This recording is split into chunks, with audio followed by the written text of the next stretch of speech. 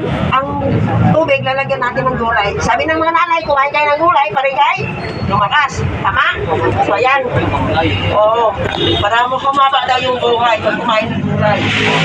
Dati yung naganda, kumain lagi ng gulay, ang idea nila ay 100, kita. Pero ngayon, wala na. So, ngayon, sir, tutunawin natin siya.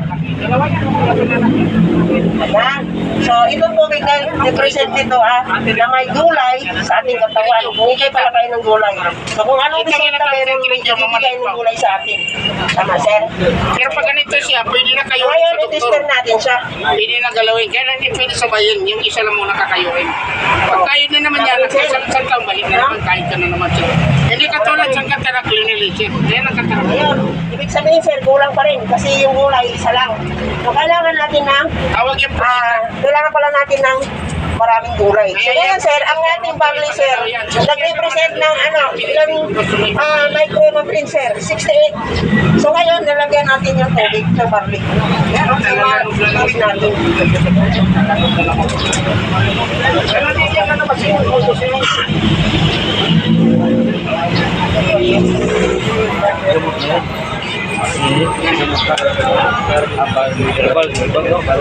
Yan po yung ating barley.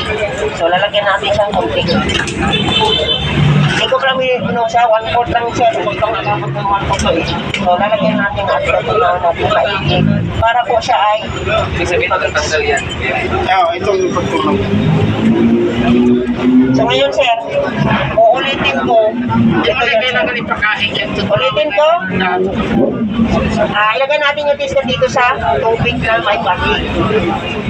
O, ayan, sir. Ibig sabihin, sir, may ilaw siya, tama? So, ibig sabihin, pag uminom ka na kayo kunting panin natin, so, may energy ka, sir. Pero hindi pa yan buhos, sir, ha? So, ibigay na natin yung adyan, ibuhos na natin. Kung ano siya malakas sa tinatawag.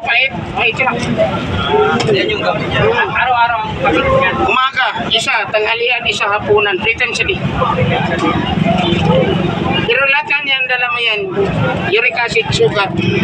Ayan, dito na po yung ating barley. Oo, yung juice na talaga ito, sir, isang sachet. So, inumin mo siya araw, isang buong sachet sa isang araw para tanggal yung cholesterol, acid, sugar po, lahat ng toxic at sa mata, basta lahat ng katawan, one in all na po ito siya. Wala ka nang ibang hanapin kundi ito lang barley.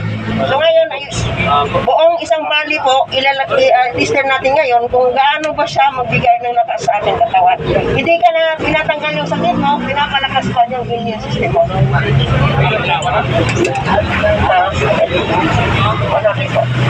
So ngayon, titingnan nyo mabuti, ito po yung buong juice natin yung sachet. So ngayon, itester ko sa kung ano ba, bigay yung lakas niya. Ayan, di ba? Sobra ibig sabihin, sir, pinapalakas niya yung katawan mo. So, tingnan mo, sir. So dito, ulitin natin, sir, dito sa tubig. Nag-represent ito na kung tubig lang ang ininom mo, sir, may energy, wala.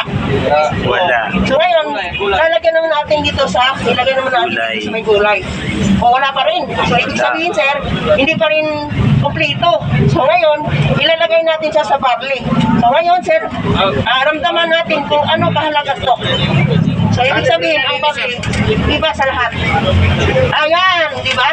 So ibig sabihin, sir, pag uminom ka ng barley, lumalakas yung katawan mo. Kaya 24 hours, hindi ka nalulubat. Tama, sir?